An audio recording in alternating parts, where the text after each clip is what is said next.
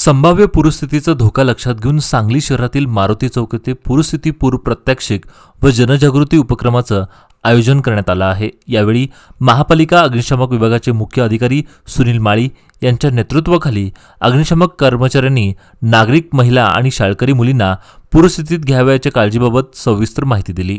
या प्रात्यक्षिक दरम्यान पुराच्या पाण्यात अडकलेल्या नागरिकांनी सुरक्षितरित्या बाहेर कसे यावं यासह घरात गॅस गळतीमुळे लागलेल्या आगीवर कशी मात करावी आणि अग्निशमक सिलेंडरचा वापर करून अग्नीवर नियंत्रण कसे मिळवावे याबाबत प्रत्यक्ष प्रात्यक्षिकाद्वारे प्रबोधन करण्यात आले।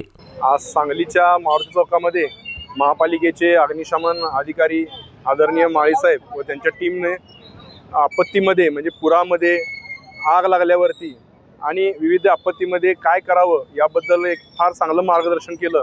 हा मारुती चौक असा आहे की पुराचा पहिला फटका या एरियालाच बसतो आणि साधारण 40,000 पेक्षा जास्त लोकसंख्या या पुरानं पूर्णपणे वेढली जाते, एक बेट तयार होतो।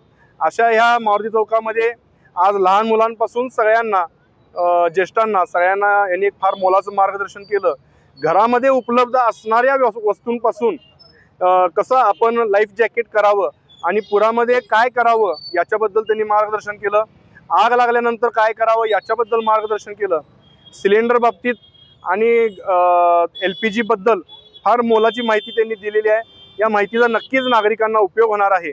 तर आज मी महापालिकेच्या ह्या सर्व टीमचं फार मनापासून आभार मानतो।